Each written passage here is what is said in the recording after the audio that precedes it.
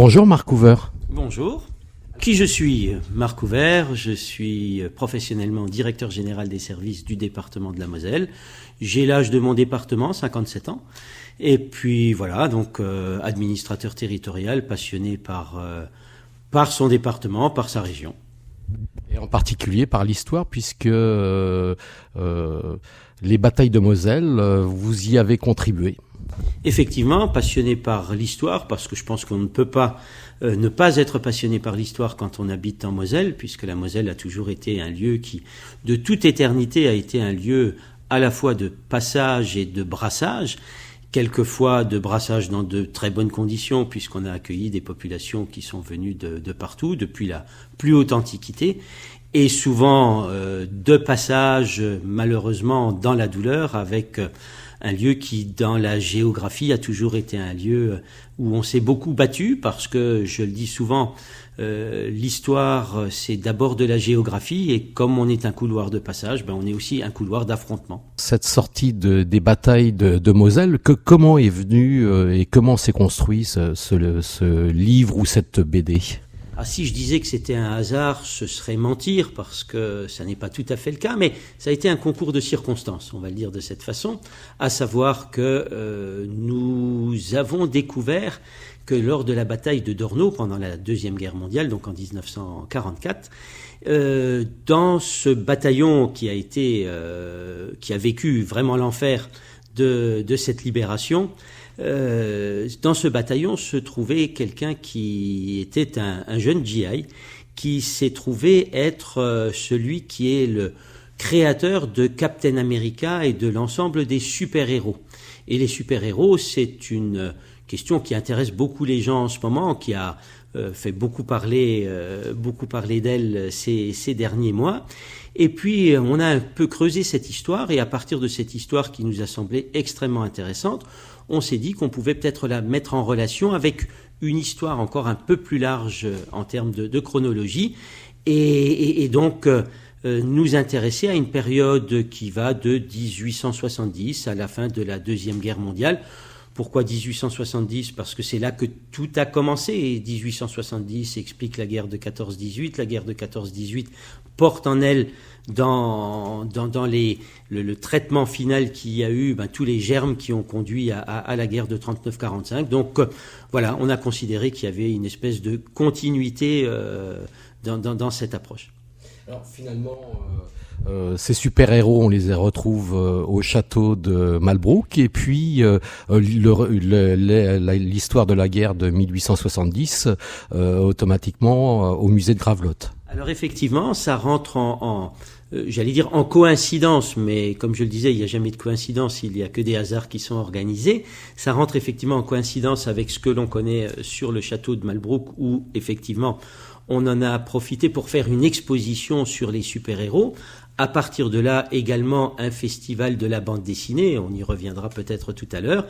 Et nous avons en Moselle une de nos pépites, un de nos sites Moselle Passion, qui est en fait le musée de Gravelotte et de l'annexion, parce que une des particularités de la Moselle, c'est que c'est un pays qui a connu l'annexion, où certaines populations ont été allemandes très longtemps, puis françaises, puis à nouveau allemandes, avec tout ce que ça peut supposer comme drame humain.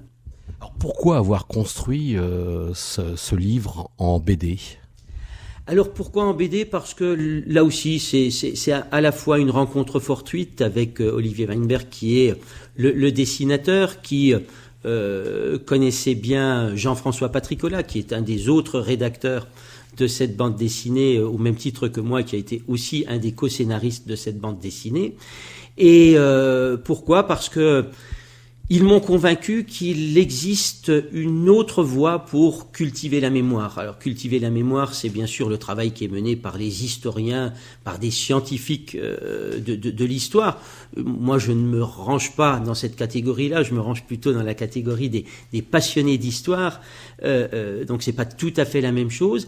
Et que, pour toucher les jeunes générations, et les moins jeunes d'ailleurs, parce que c'est vraiment intergénérationnel, utiliser une BD, était une voie originale, et en tout cas qui nous a prouvé qu'elle fonctionne bien. C'est une façon là aussi de poursuivre cette transmission de mémoire.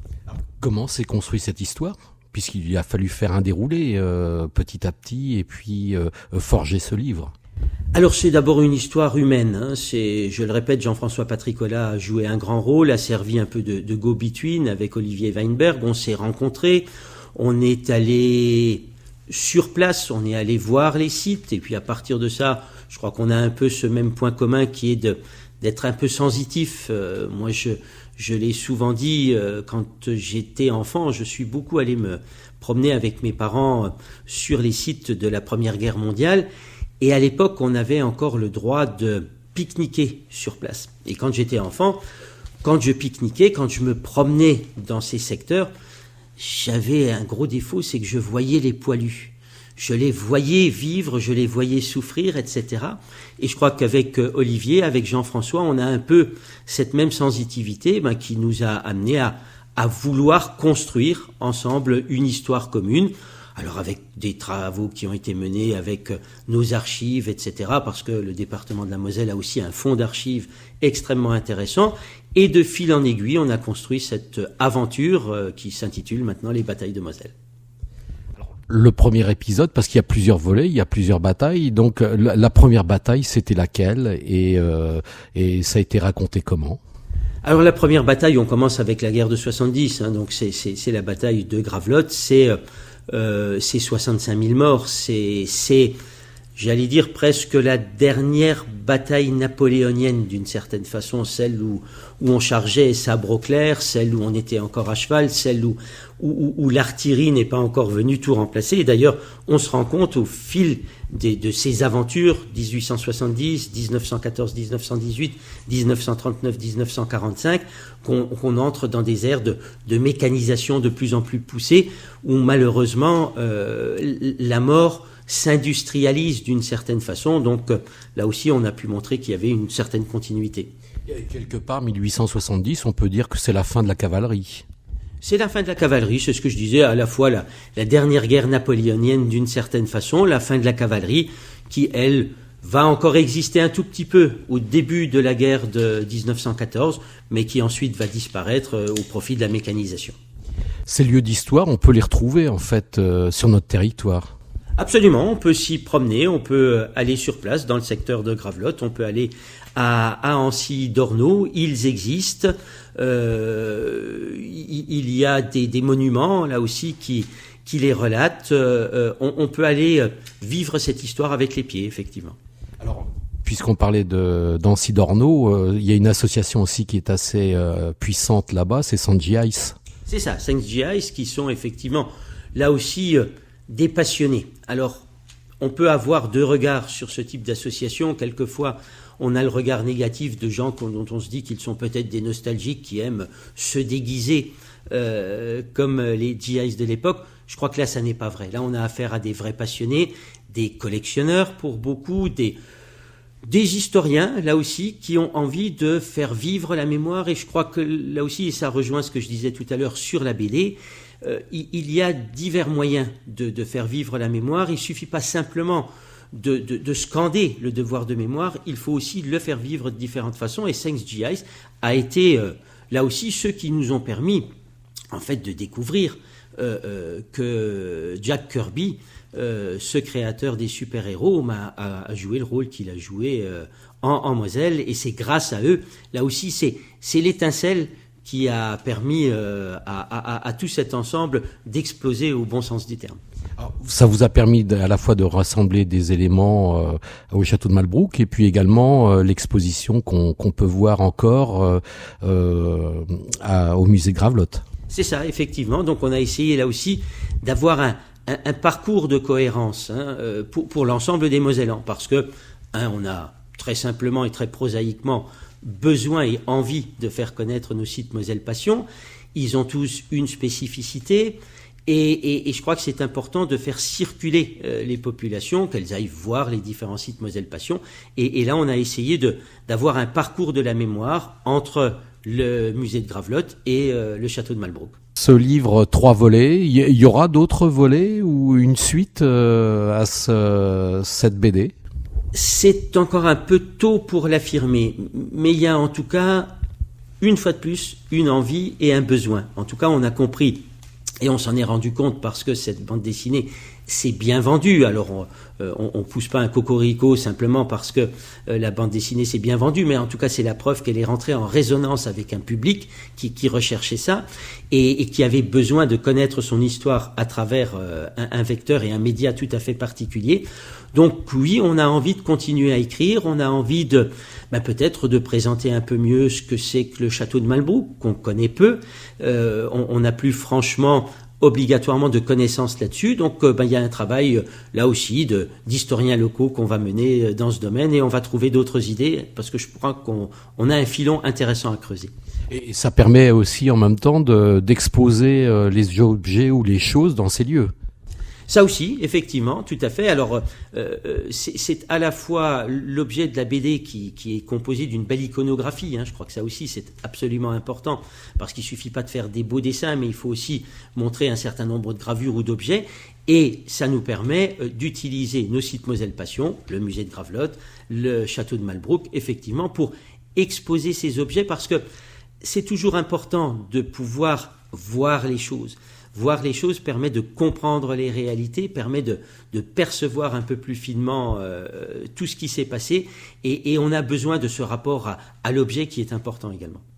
Alors, sur cette conception de bande dessinée, il y a des périodes qui vous ont énormément marqué. Est-ce qu'il y a ou des lieux qui vous ont vraiment marqué davantage que d'autres ? Pas franchement dans le cadre de cette bande dessinée, dans la mesure où c'est des lieux que moi j'avais déjà fréquentés beaucoup en étant enfant. En revanche, sur la partie Ancy d'Ornault, ça j'avoue que c'est un épisode que je ne connaissais pas, mais je répète, moi je suis plutôt axé sur la guerre de 70 et la guerre de 14-18, et ça je ne connaissais pas trop.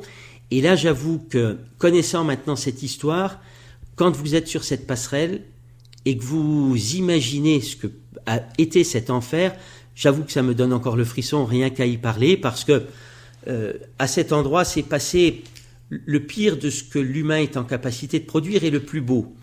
Le plus beau, c'est l'héroïsme ordinaire. C'est celui de ces gens qui se retrouvent, parce que l'histoire les a amenés là, dans un endroit dont ils ignoraient l'existence, qui sont là pour accomplir une mission au profit de la liberté. Et le pire, c'est le camp adverse qui laisse petit à petit arriver ces barques, simplement pour donner le sentiment qu'ils peuvent traverser en toute tranquillité pour pouvoir mieux les massacrer. Voilà, c'est l'horreur de la guerre, c'est la réalité de l'histoire humaine telle qu'elle existe. Et s'il y a un endroit qui me donne le frisson, c'est celui-là. C'est vrai que c'est un endroit qui a été quand même très méconnu par l'histoire. Complètement, mais l'histoire est là aussi composée de quantité d'événements de cette nature où des événements plus importants ont écrasé, entre guillemets, des événements moins importants. Non pas stratégiquement, mais sur le secteur de Thionville, de la même façon, il y a eu des massacres de cette nature, parce que, je le répète souvent, c'est une évidence, mais il faut l'avoir en tête. Le débarquement a eu lieu le 6 juin 1944, et la paix a été signée le 8 mai 1945. Ça veut dire que, dans nos têtes, où, quand on a tous vu le film Le jour le plus long, on avait l'impression que, lorsque la première journée était passée, tout était fini. Non, pendant presque un an, les soldats ont été obligés de continuer à se battre. Il y a eu de la contre-offensive von Rundstedt, etc. Il y a eu des moments où l'équilibre de la guerre et de la fin de la guerre s'est joué à très très peu. Et voilà, là aussi, c'était une façon de se souvenir que les combats ont encore duré très très longtemps. On a bien vu cette guerre, mais il y a la guerre 14 aussi qui fait partie de ces batailles de Moselle. Oui, alors on la connaît peu, parce que globalement on a l'impression que la guerre de 14-18, c'est quand on est en Lorraine, c'est surtout en Meuse. Non, il y en a eu aussi un peu, j'allais dire en Moselle, un peu dans le sens où ça a d'abord été presque une victoire, c'est-à-dire que c'est en Moselle qu'on a réussi la première fois en mettant en place de manière très massive des troupes, on a réussi à arrêter la progression allemande. Mais malheureusement, ça a été un arrêt de courte durée. Les Allemands étaient tellement bien organisés, étaient tellement massifs, avaient fait un tel effort de guerre que malgré tout, ils ont réussi à a tout écrasé jusqu'au moment où on est rentré dans la période de la guerre de position avec un front qui a occupé l'ensemble de l'Est de la France, pour être très très large, en tout cas du Grand Est de la France. Pendant toute cette époque, la Moselle est passée de français à allemand d'une fois sur l'autre. Ça a impliqué beaucoup de choses pour les Mosellans. Oui, alors ça c'est une histoire qui nous est vraiment, j'allais dire, propre et personnelle, qu'on a du mal à faire comprendre à tous ceux qui viennent de la France de l'intérieur. Je vais volontairement utiliser cette expression un peu galvaudée. Mais je m'en rends compte souvent quand on évoque la chose avec, par exemple, les militaires de haut rang qui sont affectés en Moselle. Ils découvrent une partie de l'histoire qu'ils ne connaissaient pas, alors même qu'en règle générale, ce sont des vrais férus d'histoire, ce sont des gens qui ont connu une formation extrêmement pointue dans ce domaine. Et effectivement, ils se rendent compte qu'il y a eu un territoire où à partir de 1870, il y a eu une annexion. Et il ne faut pas s'imaginer que cette annexion s'est faite dans la simplicité et sans douleur. C'est-à-dire que c'est une annexion où il y a eu des déplacements de population, où on a imposé la langue allemande, c'est-à-dire qu'on a interdit la langue française. Et il y a eu une prise en charge très forte de fonctionnaires allemands qui sont venus structurer notre territoire, qui ont apporté donc les Allemands ont apporté toute une technostructure qui a visé à asservir cette population. Et là aussi, dans la formation des instituteurs, dans la formation des fonctionnaires, l'allemand est devenu quelque chose d'obligatoire. Et on a vraiment connu une période où très fortement on a agi, mais j'allais dire dans la violence sur les esprits. Et donc des populations se sont retrouvées du jour au lendemain allemandes, à essayer de comprendre ce qui leur arrivait, à apprendre une nouvelle langue qu'ils ont dû pratiquer jusqu'en 1918. Et puis en 1918, ils ont retrouvé le giron français, mais malheureusement pour une courte durée, puisque dès que la Deuxième Guerre mondiale a commencé, à nouveau, on a été annexé. Et vous voyez, je dis « on », parce que vraiment, c'est complètement dans notre ADN. Moi, c'est des périodes que je n'ai pas connues. Je vous ai donné mon âge tout à l'heure. Mais en tout cas, moi, je sais que c'est des périodes qui ont encore marqué profondément l'esprit de mes grands-parents. Moi, j'avais un grand-père qui parlait une espèce de sabir, qui était un mélange et d'allemand et de français, pour une raison toute simple, c'est qu'effectivement, il était né dans les années 13-14, donc il a appris l'allemand, ensuite il a dû réapprendre le français, comme il a pu. Bon, il était en plus d'un milieu, rural de paysans, comme beaucoup. Et puis à un moment donné, ça a recommencé. Donc voilà, ça c'est l'histoire qu'ils ont connue, avec une culture personnelle qui n'est pas celle la culture française type, parce que par définition, on travaillait, on vivait pour l'empereur à un moment donné, et que ça n'a rien à voir avec ce qu'on a pu connaître dans la France de l'intérieur, comme je le disais tout à l'heure. D'où le marquage encore de la Moselle et de l'empreinte allemande. Oui, je vais le dire brusquement si vous voulez bien.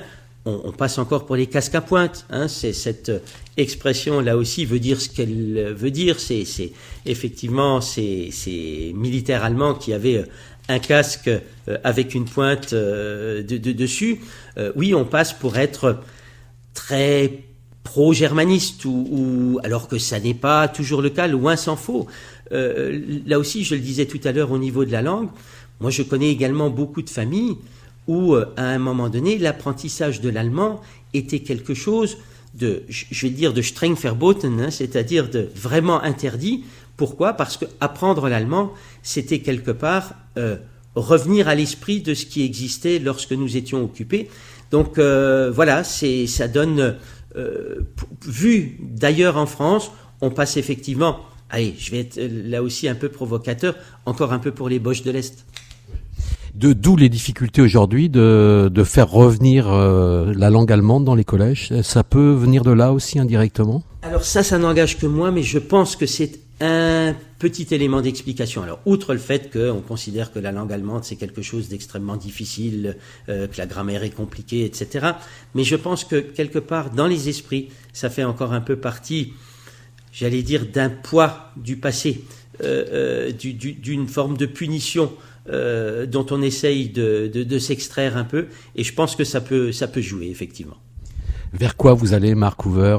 Vous avez d'autres ambitions en ce qui concerne la littérature ou vos recherches sur l'histoire de ces guerres ou de cette guerre? Alors, je suis de plus en plus passionné d'écriture, ça très clairement. Alors, j'ai beaucoup d'amis qui me disent, écoute, tu devrais rédiger un roman, tu devrais écrire quelque chose. Jusqu'à présent, je ne me suis pas osé à cet exercice, mais j'avoue que la plume me titille de plus en plus, et ce que j'ai fait avec d'autres, hein, je le répète parce que je n'ai pas été tout seul dans cette aventure, m'a donné encore un peu plus le goût d'écrire, et je pense que on va s'orienter vers quelque chose qui sera à la fois un roman, mais avec la plume trempée dans l'histoire. On vous retrouve également comme chroniqueur. Oui, effectivement, un peu à la télé et puis un peu dans certains journaux locaux où je rédige les éditoriaux, ou la rubrique Moments clés où je traite des pans de l'histoire européenne, mais j'allais dire qui commence à Charlemagne jusqu'au massacre de Srebrenica. Enfin voilà, donc j'aime toucher à tout. On va vous dire à bientôt, et puis on attend votre roman alors. Ah bah écoutez, avec plaisir, et j'espère à très bientôt alors.